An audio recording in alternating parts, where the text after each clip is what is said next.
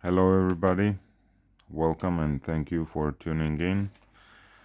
I did a short video on this called Steel Warcraft Tanto 3V knife that I have modified, and it did quite well with the viewers, so I thought I would do a slightly longer explanatory video of how I built the knife and what are the mods that I did to it.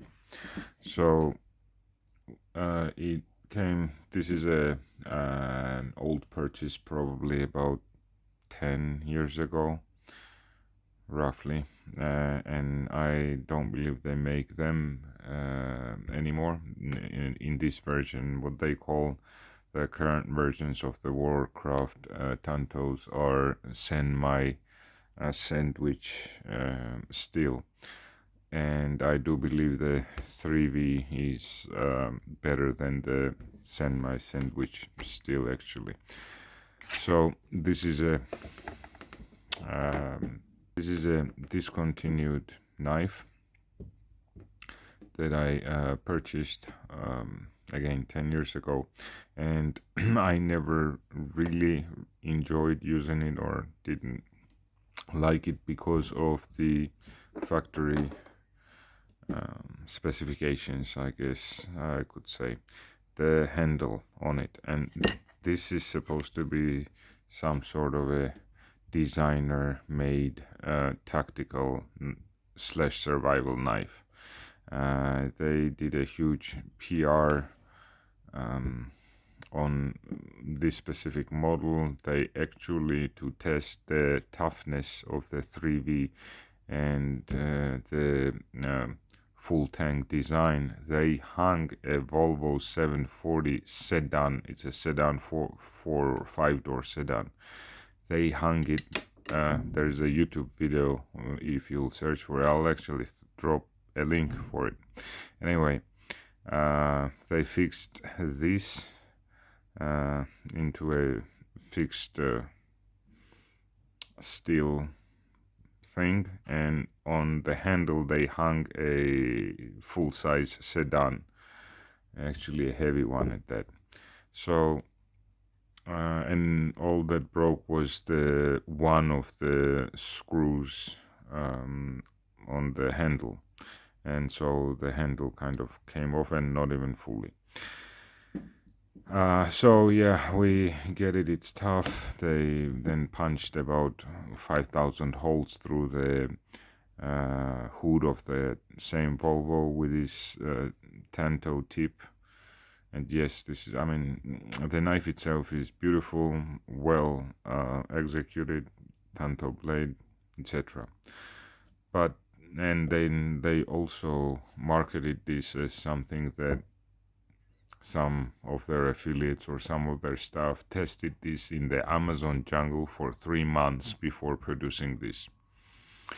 So they got me interested. I wonder what test they did, because if they were using and they were saying something like it never got dull within that 3 months, they used it quite for survival tasks, etc., and it held up very well. And being 3V, being of the geometry that it is and executed by cold steel, I gave it a shot. I wonder if they were using this knife or the prototype with these same handles, because the handle is extremely non-ergonomic, and whoever designed this knife does not understand much about knife handles, especially for survival knives. The way you can see it from the profile, this part is the narrowest, and then it widens out in the middle, kind of towards the butt. But then if you look at it from the top also, as you can see, it narrows in here, which makes this spot where the circle forms with your fingers, right? It makes on the handle this point the thinnest and narrowest. which is the opposite of what you want on a survival knife especially. And this is not a tactical knife. It was not marketed as a tactical knife alone. And so I felt the desperate need to modify the handle, make it into something that I would enjoy using actually. This one was just too awkward. The geometry, the blade kind of went down, and it still does, which I don't mind. But then if this part is thin, as those that are enthusiasts of bushcraft knives, woods knives, survival knives, you know that you need a substantial, nice handle, grip, secure, something that helps relieve the tension on your wrist and allows you to put force into the blade. And this definitely did not do that for me, even though the material is fine, the design, language, I mean, it's all good, but just not practical. So I went ahead and decided to do a exquisite, nice handle and upgrade the sheath, because obviously the handle geometry changes, and this just wouldn't click into, this space wouldn't click into the same sheath that was molded around this shape. So even if I did want to keep the, what they call this, something shield, yeah, Securex, glass reinforced, glass fiber reinforced resin or something, plastic. The sheath, not bad, more of a tactical with your molly attachment options, etc. Tactical sheath, but not as classy as the one that I've made, I think. So the sheath, I have that special foam that once you heat up the kydex, you put it in, you press it down, leave it for about 5 minutes, and when you extract it, it has formed to the shape of your blade, etc. Then you add some finishing touches like this, and that's to help pop the sheath off. You kind of open up the lips so that it slides in without much force, and then I usually install this locking feature. Another thing that I actually like about this sheath is that it only has 2 screws on the closing side. It doesn't need 3, 4, 5, etc. And I think it looks just beautiful and elegant like that. And 3 screws, and actually this also is from cold steel. I think it is from that same sheath. Yeah, it is from that same sheath. It had just a cheap way of this flexible resin or plastic part. This part was wider here, and it was kind of bent around and attached by screws here. I removed that, made it contour down to this shape, 3 attachments to get it fixed that this is dead on, but also allows for some flexibility. And of course the nylon strap itself has plenty of flexibility.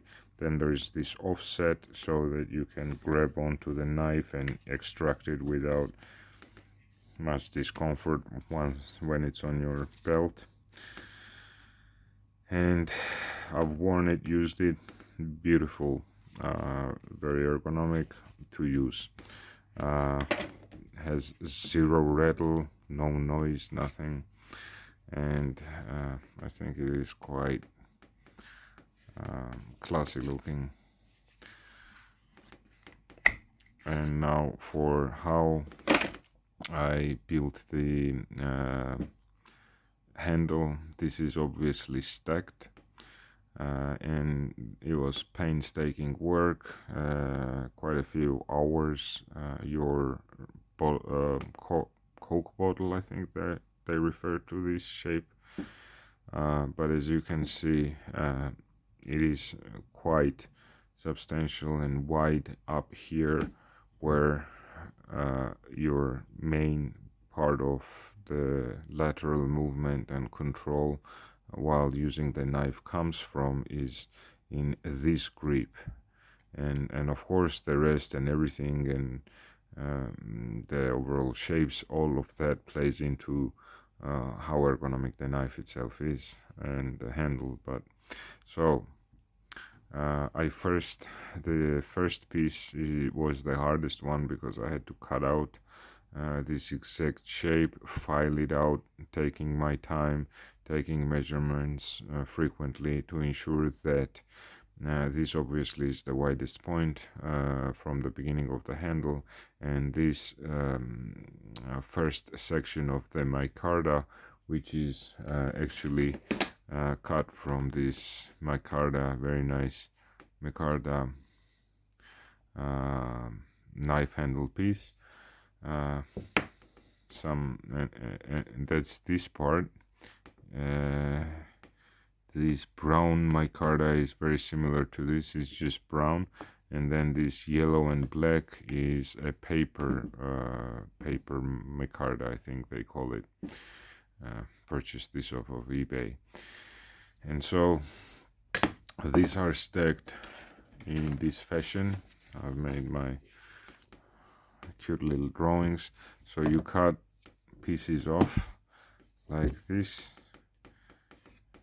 This would be cut off, and then you make holes to the width of the knife handle, whatever width you have here, so that once you cut these holes, then you have to file down these points so that it ends up being an oval shape. And it's desirable for this to be flat against the knife, because the more touching points, the wider the touching points, the sturdier obviously these stacks will be onto the handle. And you have to do that. Let's count: 1, 2, 3, 4, 5, 6, 7, 8, 9, 10, 11 times. So maybe anywhere from 8 to 12 times, depending on the length of your handle and the thickness of your micarta slabs. But each of these will take at least half an hour, so it's a couple of days work to make a handle like this, when you don't have the full workshop setup and professional tools like I don't. But I have tools to drill. I have this is all mostly, well, yeah, machine ground and also hand sanded. It's quite difficult to get the exact contours with a machine, again, unless you have rigs. If you have rigs set up, which I don't. So once I had all these pieces cut in these shapes and drilled, then first I had to grind down the handle, because the original, obviously, because if it's a full tank handle, it followed these contours, right? Otherwise there would just be a gap for all the filth and stuff to get in. So, and it was flush to this shape, the steel, the 3V steel. So with a grinder I had to find what the narrowest point was, and then to grind down this side. I didn't grind anything on the back, but from the front side it has to be relatively the same width here, so that you can slide down your stacks. Then once the first piece was done,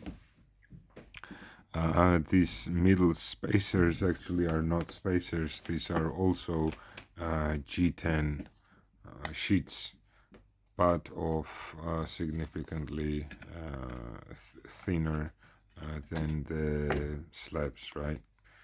Significantly thinner, but still thick, because sometimes these liners, when they're thin, they're just harder to see, not as effective as the thicker ones. So I believe these are I don't know, I'll take a measurement. Let's not guess.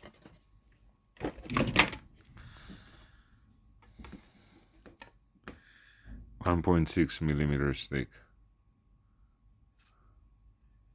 1.6. And then with sorry, with epoxy glue, two-part epoxy, but high quality, I started gluing them down, putting pressure on it, and so at this part I had to find a thicker micarta slab so I could drill a hole in it where it would leave still substantial thickness of the material for me to slide this in securely where it would hold the pin. And this is a through pin, of course, for your lanyards. But the functionality is not just a lanyard.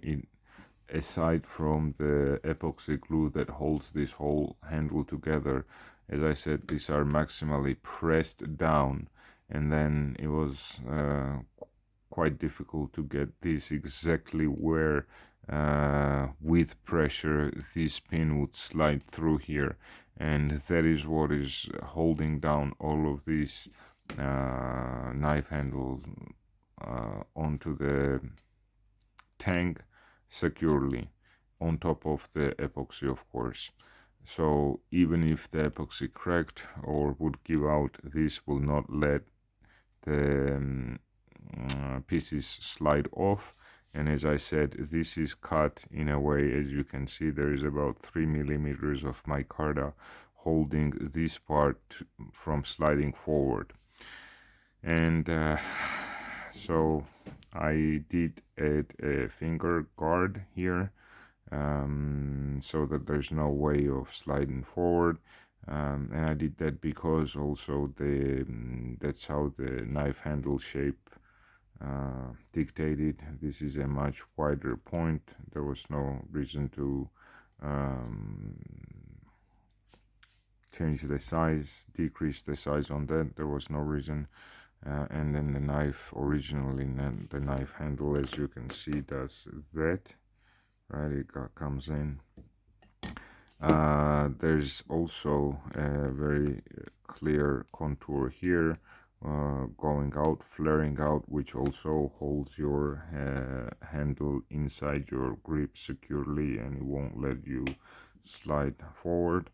And then this was a design choice because again, security reasons, where you don't necessarily use a lanyard, you can hold a knife this way, and this notch will not let the handle slide out. And also for chopping purposes, because of the shape of the handle, when you hold it, the blade kind of goes down, and all of this part is very nice chop functionality for chopping. And so you can hold in your middle palm, hold the back, because I have rounded this off significantly. You can do that, and then wrap your finger around here, and that's a very secure hold as well, and it just feels secure to chop in that position and in that grip and hold. Then obviously for the texture to come out and not just be gray and rough, you have to sand this down with finer grit sandpaper. So you start off shaping this with 100 or 80 grit and move all the way down to your hundreds, up to 600 and maybe even 1,000. This is, it doesn't have any yeah, I did put some oil on it after I finished sanding it off, and then I wiped it off. So that would be the finish that I've used on this handle.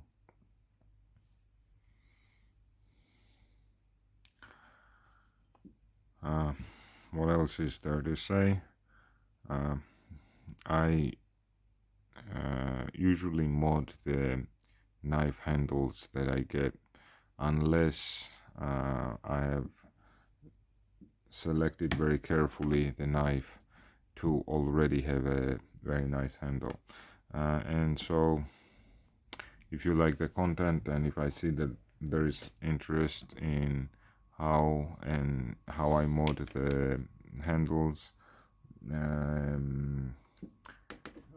this will be the next one that I will show. It's a K-bar BK16. Thank you for watching the video again. Please take a second to like the video and click the subscribe button if you'd like to see more content like this. Have a good one. Thank you.